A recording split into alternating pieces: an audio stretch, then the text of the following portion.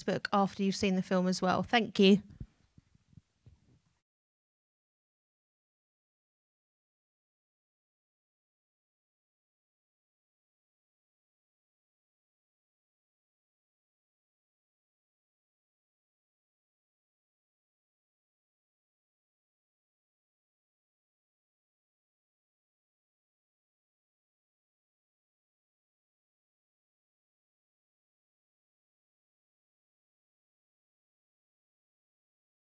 To join us, and as soon as we're sure that it's 8:30, anybody sure that it's 8:30 yet?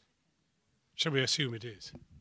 Well, listen, welcome everybody, and welcome to you watching up there in the Western Isles, Skye, Lochmaddy and Uist, and Inverness, and many other cinemas across the country. It's a great joy to have you with us. It's a remarkable film. It's extraordinary.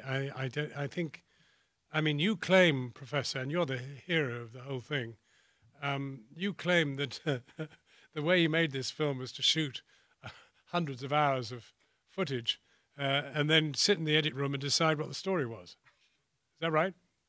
That was my impression, I must say. And I was so impressed by that, because normally when people come to our island, they have made the story, they have finished the story and just want it confirmed. Here comes a young man with a camera, filming, being a part of it, because he was quite courageous, going to that bird cliff in the beginning of the film, and on the boat. He was.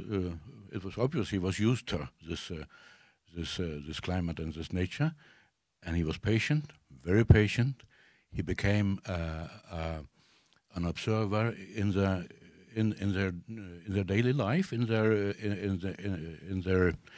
at their dinner table. You could not see that he was not a part of the household. He was. They were not scared of the cameraman or that. And that takes time. If you just go in as an intruder, they will reject you or act in a funny way. They were really. They were acting as they used to. Well, as a great tribute, is it true? We wore them down over years. Come on, you went there with an incredibly defined plot. I knew exactly I knew what you were everything that was going to happen in the film. I knew Pamela Anderson was going to turn up. And, that was arranged too, yes. That was arranged, yeah. What gave you the idea of going at all? Well, I was in the Outer Hebrides of Scotland making my previous film, The Guga Hunters of Ness, which was about the last 10 seabird hunters in Europe, actually, or the European Union, because they are European but not part of the EU, so they can do it also. But it's illegal to hunt seabirds, and these seabird hunters in Scotland let us film them on this rock 40 miles north of the Isle of Lewis. And while we were stormbound in Stornoway, we met some Faroese boats, and the boats were actually 120-year-old fishing boats from Essex that had been restored up there, and they were full of a beer that were named after the vessels, and so they invited us on. And they were drinking like the world was going to end, and they invited us up to the Faroes to film their hunting, and that was the beginning of it. It's an absolutely fascinating film, because one would approach it, one thinks, as a southerner. I mean, you're a northern southerner because you come from Scotland, but I'm a southern southerner, and I think you would approach it from a point of view of saying, hang on, this is just wrong. But the film gives you a very deep understanding of the utter necessity, the tragic necessity of the islanders to go after the whales. I mean, Professor, what alternative do they have? Nowadays they have a lot of alternatives, because the Faroe Society is a wealthy society because of the fishery in the North Atlantic. But in old days, that was really a necessity to have the access, to have these catches. Now and then, they could not predict, but it's the deep in Faroese culture that they are grateful to God that these whales come to our shores, because they meant so much in their diet. But you do sense that it's definitely a dying entity, that in fact younger people don't do it, and it's really the oldies who are... I thought so, but I must say, in recent years, a lot of young men have participated very energetically. I think it's a kind of patriotism, because of the external pressure, especially for a sea shepherd. So how do you tackle it? By communication. My point of communication is the health issue. Only that. I'm not taking part in of the discussion of killing whale or not. I'm telling them this is not beneficial to your health, to the mothers, and it's not beneficial, especially to your unborn babies, because they're the most vulnerable. And how does that work? What is the threat? I have a good story there, because when I started in 84, and compared to now, the concentrations in mother's blood, this young woman's blood, has gone down with a factor more than 5. And that is not because the pollution of mercury has gone down. It's actually increasing, if anything. So it's because they have changed their dietary habits, because they are listening to the advice. What do you want to achieve with this film? Well, I think Wake up call to visit the Faroes. Visit the Faroe Islands. No, when we started making this film, I think there was still a lot of talk about denying climate change, and where I didn't go there to make an environmental film. I went there because I was invited by the hunters to film something that they believed was going to end, and actually the activists going there gave it a new popularity, because if you're in a small island in the south of the Faroes and the Danish Navy SEALs are tackling girls from Australia who are wearing skulls and crossbones, it's quite entertaining, and so people turned out to see it, and it became very popular. But I think we wanted to pull some heads out the sand. If anyone was denying the effects that we were having on the natural world, well, the plastic is in the birds and the mercury is in the whales. They're not disputable facts. So it wasn't theoretical, and so I felt really duty-bound to tell that story. And also, it's avoidable. The United Nations is trying to ratify the Minamata Convention to reduce mercury emissions worldwide, and the half-life of mercury is 6 weeks, and so the seas could return to normal. So it was potentially a happy ending to being aware of it. How did a medical doctor become such an extraordinarily kind of all-embracing scientist, effectively? I mean, you're the science professor on the island, effectively.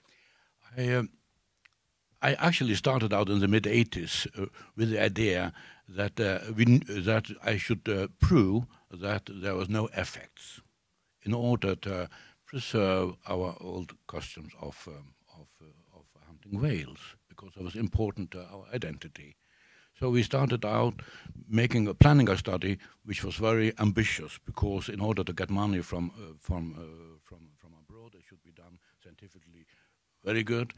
And so we had a double goal to make some material for our own use. Keep the old mic directed towards the doctor's lips. And the second objective was actually to produce some scientific results which can be used in regulation worldwide.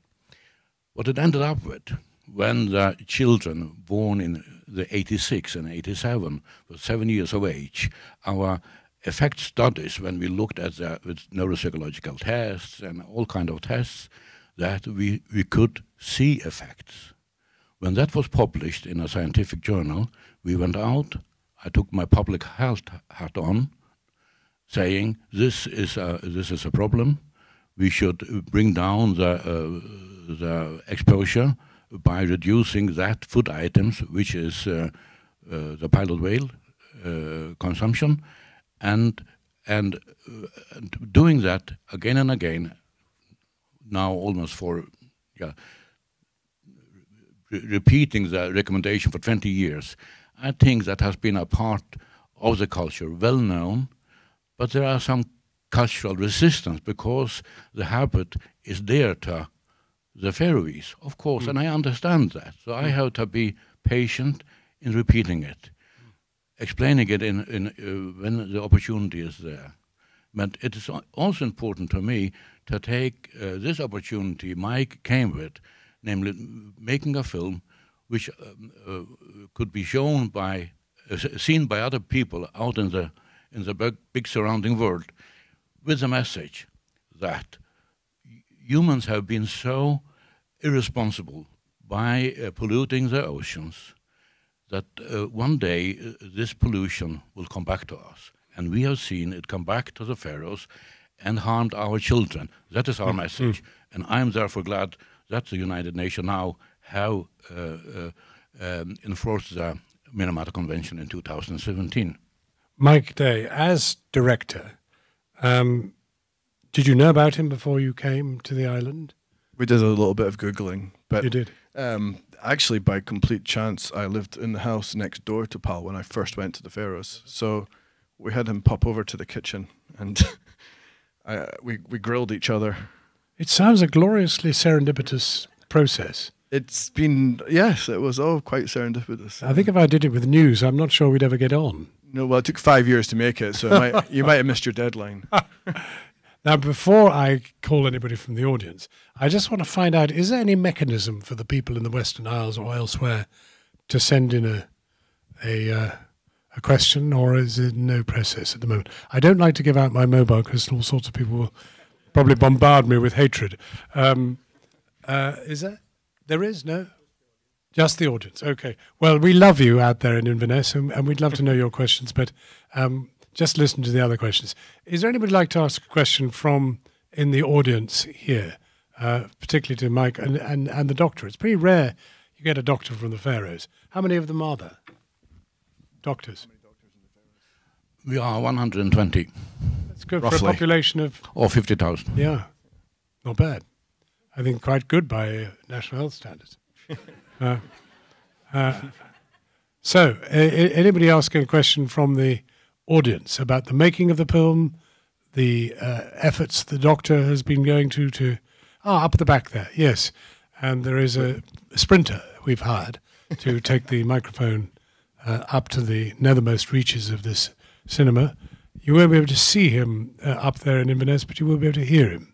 There he goes. Can I ask the professor what he thought of the rather sinisterly branded and Californian-looking sea shepherds, and whether they were appropriately using their money and their venom and their human shield activities in the Faroes, or maybe they would more properly direct it against those forces which are piling plastics into the ocean. Yeah. Good question. Yeah. My opinion about the sea shepherd activities in the Faroes is actually a bit negative, because, but my opinion, they have made my communication about stopping eating it and thereby not killing the whales been much more difficult, because they ignited a kind of a patriotism, because they came and asked us, demanded us to stop without arguments, we feel, and of course the population or the nation as such will do the resistance.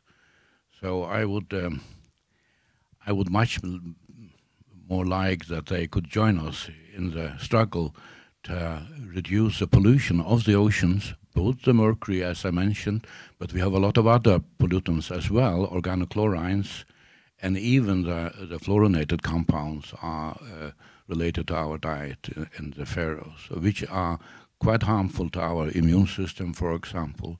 So I think that all good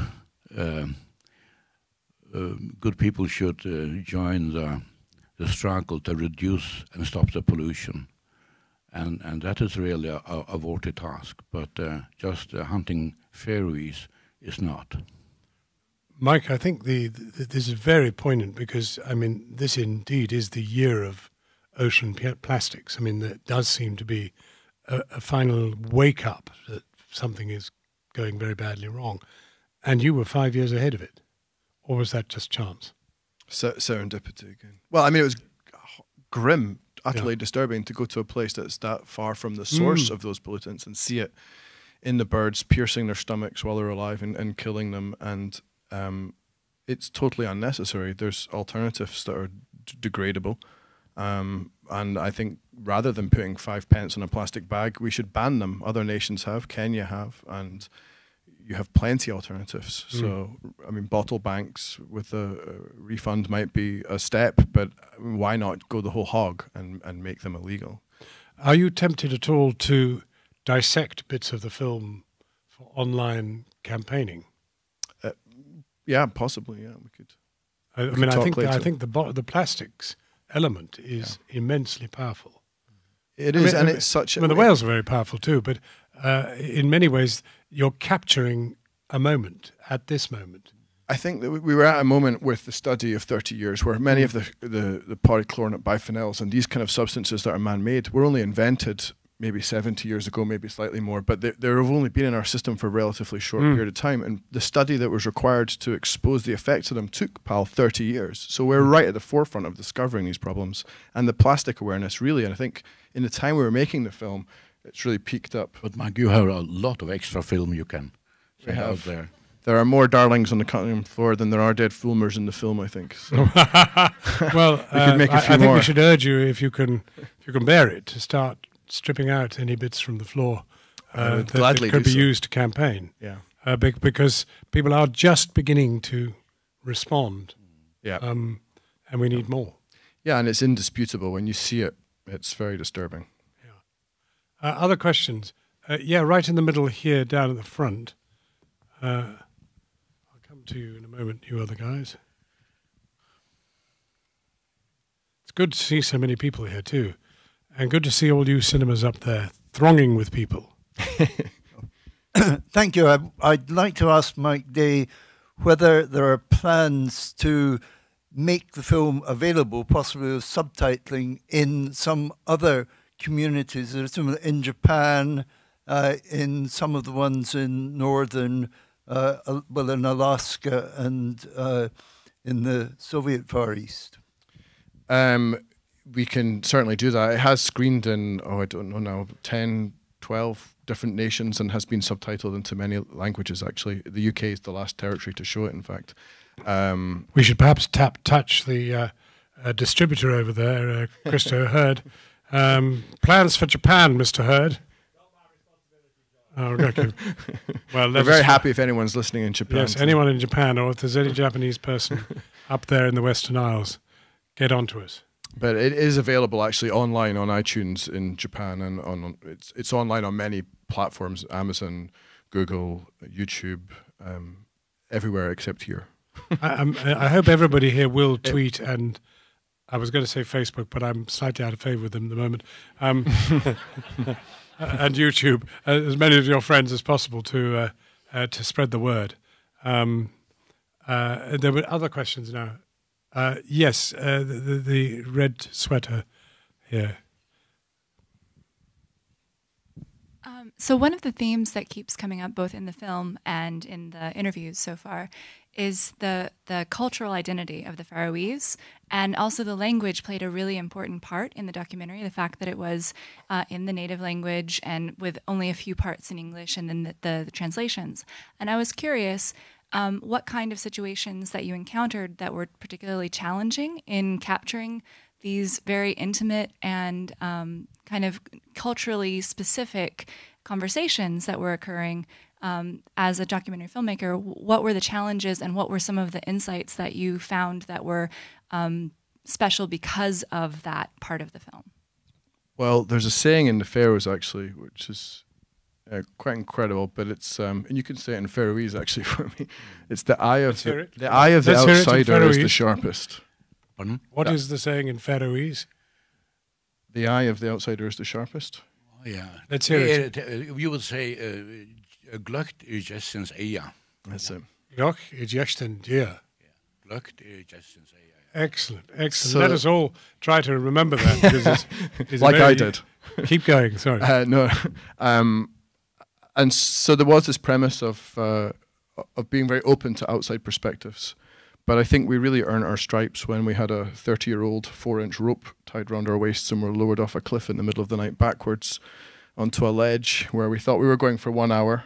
We were the first foreigners to be allowed down those cliffs, or invited down those cliffs. In fact, those particular ones. On that You hunt. were intruders. You just did it. Yeah.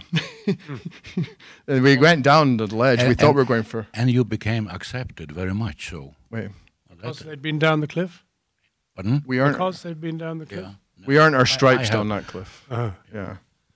It's quite an interesting insight into Faroese acceptance. Yeah, a lot of schnapps and the cliff test. Fulmer eating, and then we were lowered off. We thought we were going on for an hour. We were down there for 8 hours. I think we're very lucky to have you here tonight. There was a moment actually when we were coming back up. I went the wrong way and I couldn't touch the edge of the cliff anymore with my feet, and the rope started uncoiling and I was spinning. It was a fun moment. There's photos of me arriving at the top of the cliff, very, very happy. We filmed non-stop that day for 38 hours, and the next morning, after 3 months of being on the islands, was when the whale hunt happened.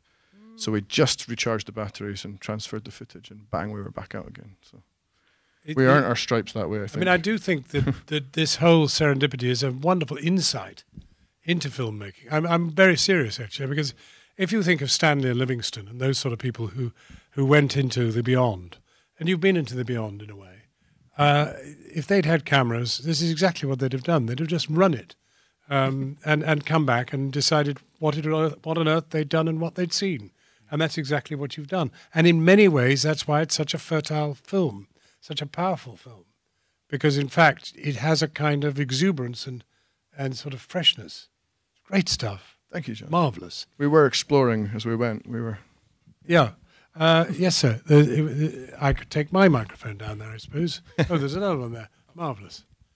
I'm just fascinated to find out whether the Faroese have seen the film and what the reaction has been. Doctor. Yes. It was... the screening was in the Faroes last year, and it was in the television, the Faroes television as well. And I must say it was well received. And I think that's because it is, it's not partial. It's a documentary, and in a very loyal way, document my message and other people's opinions on what we are doing, and they get the opportunity to explain in a relaxed way what is their opinion on the whole thing. And I think that is really a virtue of the film, that it gives people that opportunity to speak. And I think, and this is a reality, that some people in the Faroes have these opinions, and there are a lot of them. On the other hand, there's a lot of people who do not have it. And I'm sure that most people know very well the exact message about the health dangers associated with eating contaminated pilot whales. On the other hand, they are also a part of a culture which they want to be solidaric to, in a way. And that's well understandable. And I said it once in the film, if a foreigner came and said the same, they would definitely not listen. Now, the young woman, the pregnant woman, listen. And that is really a success to me. Very good. Other questions, please. Forest of hands. Dr. Tobias, another doctor in the professor, another professor in the... Thanks, John. I'm very interested in the medical aspects of this film. I really would like to congratulate both of you, Mike, on making this film. We've heard something about the difficulties, and the professor for this sustained activity. I think this is a kind of hymn to public health medicine, which is very much seen, I think, across the world, not just here in the UK, quite wrongly as a kind of Cinderella specialty, which is not really going anywhere. The specific question I wanted to ask you, Professor, was there's 120 doctors on the islands, and I was surprised by that figure. Two questions. First, do you have difficulty retaining them? Because there are many bright lights in other parts of the world. And the second thing is, I was so interested in the relationship which you personally seem to have between your broad intent within the public health arena and your hands-on approach, almost as if you were a general practitioner as well. And that's something which would be more than unusual here in this country. I would say, actually, I would use the word impossible. So those are the two specific issues, medical issues, that I'd like to hear a bit more about. The first about the 120 doctors. I'm actually the chairman of the Faroes Medical Association, so we have a problem by recruiting doctors. But the 120 now are almost all Faroese, and we have we have a struggle to convince them to come back from university in Scandinavia, typically in Denmark. But they come. I used to say that the salmon instinct to go back where you are born is still strong, but the problem is that to be away for say 15 or 20 years before you are qualified as a consultant, then that is quite difficult for many people because they have a family and a job and so to go back. But so far it goes the right way, I must say, slowly. And 120 is not enough. We have calculated we want to have 150 to have a properly functioning healthcare system. And the second question about my relation to the Faroese patients or public, I will say that it has been important to me not only to be in public health talking about in an academic way. It was important to me to have a kind of hands-on, to meet them, and then the communication is in at least two levels. The first level is the personal communication. Why are you here? Why are you invited? And give a in-depth explanation on that, because they ask what I'm doing here, and you have the opportunity not only to the mother and later on to the child, but to the whole family. The second level is, of course, when you go out in the media in a classical public health way, communicating it. Then I know in the Faroes today, I have my cohorts are around small 3,000 children and mother pairs, and the fathers as well. So that become, if you calculate that in a significant part of the whole population, which have been at my department communicating to pro and con about these issues. So I know that that out there is an understanding of the true explanation. Why are we contaminated in the Faroes? This is not a local phenomena, it's a global phenomena. And I asked them to give their contribution in order to document that we have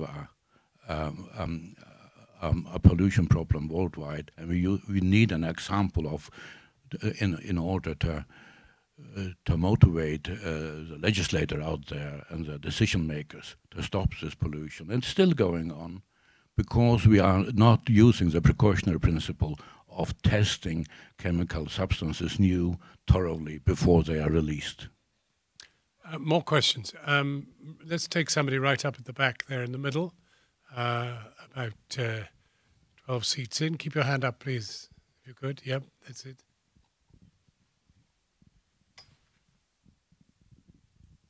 Thank you very much. Poisoning by mercury has been known for hundreds of years. I just wondered why it's only now being paid attention. In other words, why attention on the effect on sea life is only being paid attention to now. We've known about the poisoning effects of mercury. It's poisoning powers. Why is it only now that people are waking up to it? My hearing is a bit bad, but let me explain. You're right. The major effects, that's well known for hundreds of years in literature, even here from England. But the problem nowadays is that we have some subtle effects in low exposure to organic mercury, and that has WHO asked I think in the beginning of the 70s the scientific communities around the world to go into this and have a special look where is the lowest level acceptable to humans, and especially children or unborn children, because they are most sensitive, they're supposed to be. And so when we talk about the major toxicity you're mentioning, you are perhaps a factor 100 higher in the area we are talking about, or perhaps a factor 1,000 with really symptoms to adults. Now we are talking about subtle effect, where you have an extra pressure on the population, reducing their intelligence, to make it simple, just a little bit, but a little bit in the whole population by a certain exposure to a public health man. That's a serious problem because it can't be changed. That is the important thing. We need all the IQ we can get at the moment, right? We need all the IQ we can get at the moment. Yeah, I think so, worldwide. Mm-hmm. Other questions? In the glasses in the middle? I think a microphone's coming. If you'd stand up, I think you'd get it. Yeah, perfect. Thank you. All the question askers are in the middle, which is hard for the runners. That's a sort of bias I have to sort of... So just after the puffin segment, they mentioned about how there was less fish, and they contributed that to no plankton. I just wondered if anyone had studied why there was less plankton, or what. Well, actually, yeah. When we made the film, it was a mystery. There were presumptions, but we didn't want to put them in because they were not concrete. But the warming seas and the acidification, there can be changing patterns in the natural blooms, and it's the sand eels specifically, because the puffins are very fussy about what they eat. But yeah, warming sea, the 300,000 tons of mackerel, or around that number, shifted into the Faroese waters for the same reason, that the seas had warmed. So made us rich. They made them rich, yeah. But it was just because I saw on Facebook that whales and dolphins poo helps plankton. So I just wondered if, Yeah, I think they're bigger. The big whales, big whale poop is better than small whale poop for that. I think. All right then. Okay, can we get your microphone to the blonde person? I can help you on this. Ah, that's great. We're going to get assistance on this particular issue. Okay. It was a while ago, but I studied marine biology, and I was a cetacean biologist for quite a while. So what you're talking about is whale feces going through the oceans and feeding into a food chain. Now, what you were talking about there, sorry, I haven't spoken in public for a while, combination of global warming, but also because you've got all these predatory fish moving into this environment. Do you know what plankton are? So plankton, you've got zooplankton, which are the small little creatures, the eggs, the larval stages of other fish. But you've also got phytoplankton, which are plants. So if you have predatory fish like mackerel coming in, they can eat all of the next generation of sand eels. So that's why you're losing out on big fish populations and stuff like that. I'm very grateful because, I mean, actually what we are hearing and what you see in the film is so shocking. The idea that what you've just described is going on.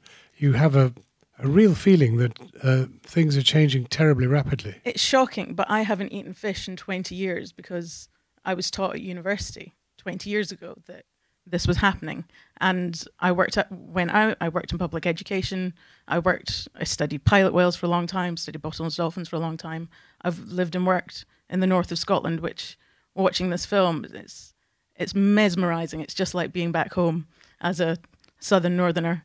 I mean, I'm amazed that I've come to see this film, and it's actually become something about public health, which is staggering. But I think also maybe something that's missing is that it's a truly sustainable way of living with nature, that people come in and judge you, or judge the islanders, saying, oh, you're killing the birds, you're killing the whales. It's like, well, yeah, but we're using them, and we've done it for hundreds and hundreds of years. And the Grind is, I believe, the longest recorded harvest of any creature on this planet for hundreds and hundreds of years. It goes back 800 years?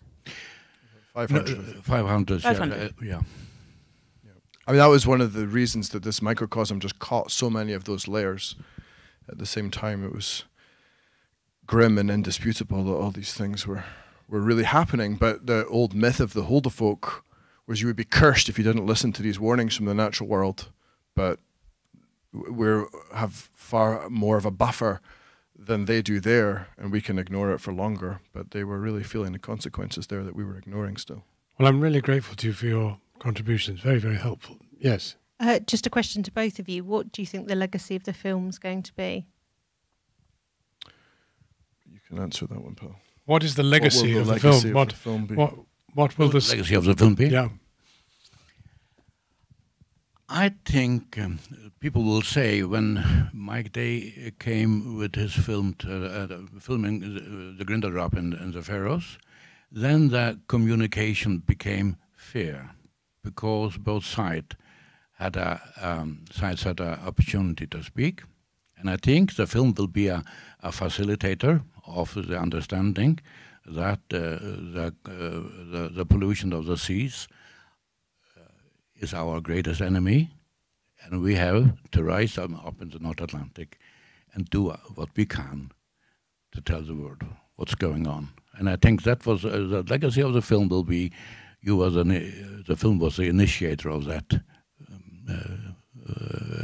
to have that message accepted in the Faroes and outside. Well, I hope that, well, I think there's been a movement especially to expect the individual to force change, but there's so many aspects of this film which show that environmentalism cannot be solved by the individual alone, and that governments really need to legislate against coal power stations, single-use plastics and these things, and we need to do it rapidly. And if you have any doubts about the impact that we're having on the natural world, then you can see it all there. Yes, I can see an urgent semaphore signal from the front row. Speaking right of centre, so I've got your attention at last, thank you.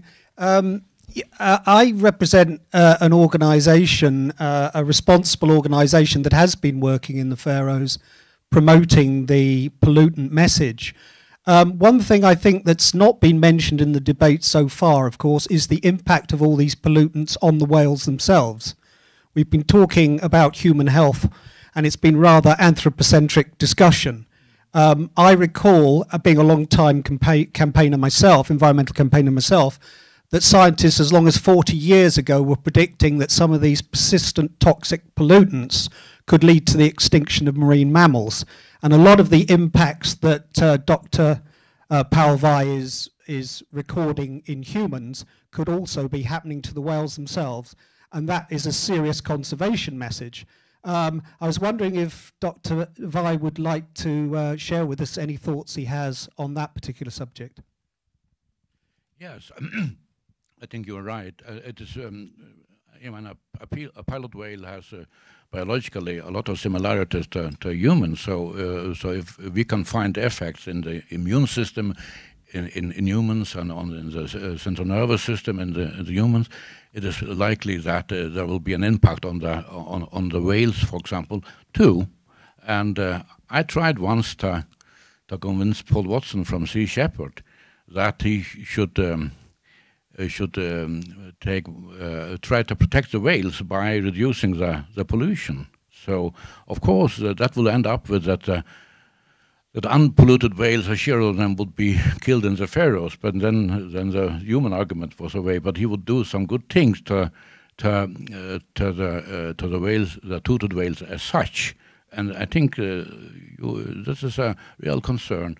I'm not a biologist, a whale biologist, but I can very well imagine that mammals like the whales will suffer just as humans are. And we have the same thing with the polar bears.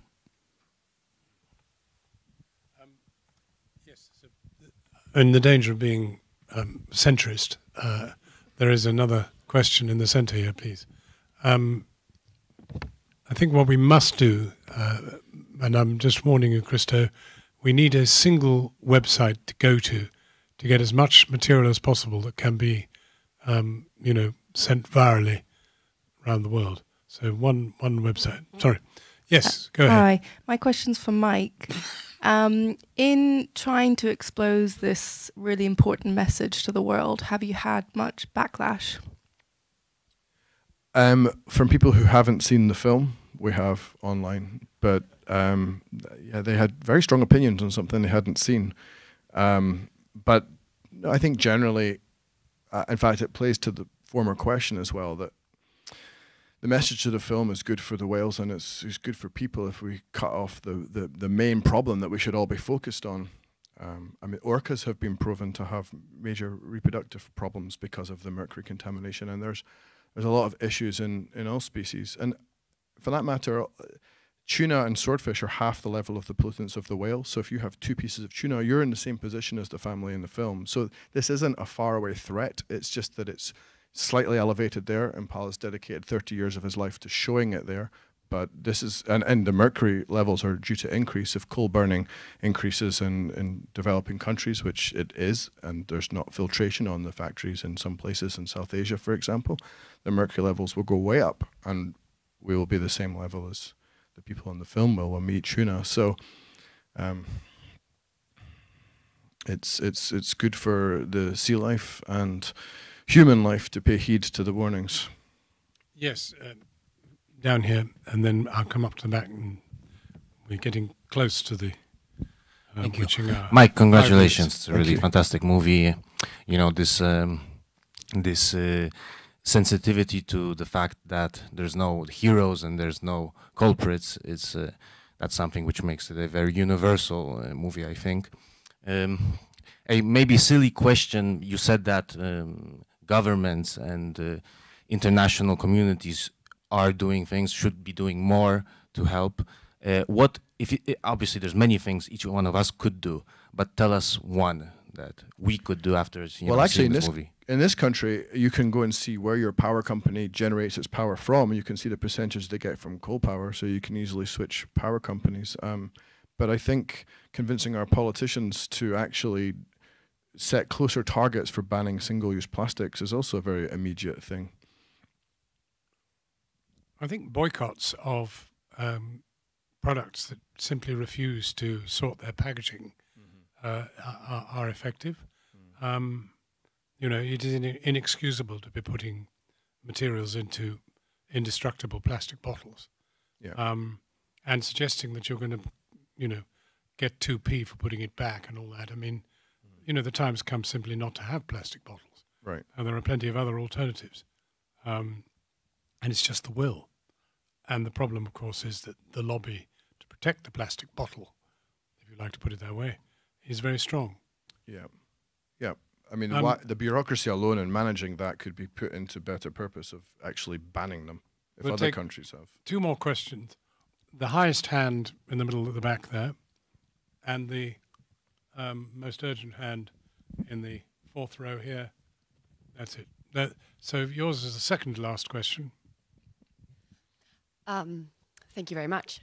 I have a 2-fold question. One, the first is, to the point earlier about backlash, I'm curious about any potential corporate backlash that you may have received, particularly from culprits. And I'll leave you to interpret what culprits is, whether it's the carbon producers or plastic producers, and what can be done to sort of, and I imagine what the response would be if you approached them, but what is being done on your part or what could be done on our part collaboratively to approach them and have them see this and understand. And then the second is, and I say this as somebody who works in CSR, by the way, and the second is what can be done from the grassroots level to educate sort of the next generation of consumers and use this as an educational tool in high schools, perhaps not elementary schools because that might be a bit young, but elsewhere. Well, I think people, when they see the film, they realize the reality of it. There's many grassroots campaigns. There's one I read about this week where people are taking the excess packaging of things in supermarkets and leaving it behind there. I think that's quite a direct process. And there's just a moronic amount of packaging on things. I saw a peeled orange in a plastic box recently. I mean, it doesn't get much lower than that. So, but those supermarkets, they do respond to consumer pressure. There's more free-range and organic eggs than there were 10 years ago because people voted with their feet and bought them. So I think from a consumer level, is it Iceland that have decided to get out of plastic? I think it. France as well as banned. No, Iceland supermarkets. Oh, Iceland. No, Reykjavik's a go-ahead place. They're very progressive. Yeah. Okay. Yeah. And the last question here. Hi. This is a question for all of you and for Mike specifically. I wanted to ask lots of questions, but as this is the last one, what's next for the film. And Mike, what's next for you? What's your next project? Well, I hope this film is on the television here. It's touring cinemas all over Britain for the next month, so you can go to the Islands and the Wales.com/screenings and find out where it's playing near you. And then, yeah, we hope to have it broadcast here. It's already played across the world on broadcasters in America and all across Europe. I'm in the middle of making 2 films, actually. One with cowboys in America and one in Greenland. So, Professor, very different. Do you have a final thought? Just what your appeal might be tonight? If I take my public health hat on, I think that the precautionary principle is very important to teach our children. That we can consume something today, we can use something which we can see, but actually chemical substances will be accumulated in our organism. There's no effects today, but after some years you can see some effect. But if you take the organochlorines, several of them have a very long half-life of almost 10 years, PCB 153, for example. That means that you cannot come and take a blood sample and then you change your habits. You have to decide to change them, I should say, in the beginning of the life. And that is a educational problem, to try to have the young people understand that you are constantly accumulating toxic substances which are kept in your organism. So the trick is how to avoid it, and that can be learned. But that is a very complicated thing, of course. But including, for example, the consumer behavior, consumer boycotts, and so and so. But the important thing is that we try to find these chemicals early and have them stopped in our communities. And actually, just to play onto that point, with the trade agreement that's going on at the moment with America, with the transatlantic trade agreement, where our own government is saying that they're going to have to accept concessions that American meat imported will be contaminated with chlorine and with other substances that are banned. In Europe, in the European Union, we have 22,000 substances banned to around 20 equivalent in America. The standards are much lower there, and we're about to accept a lot of potentially or almost definitely contaminated meat into our system. So we're actually going backwards on this issue. Well, a profound final thought there, and I'd just like to know from Christo, any particular website we should be leading people to for information on what you want retweeted? Just this. Okay, it's all there, and hopefully you can see that up there in Inverness, in Uist, North Uist, in, where else were we? Everywhere. Thank you very much indeed up there for watching, and thank you very much for coming to this Plush Cinema to watch this film, and above and beyond anything else, Professor Vai, and to you too, thank you very, very, very much for coming. Thanks very much. Thank you. Thank you for coming.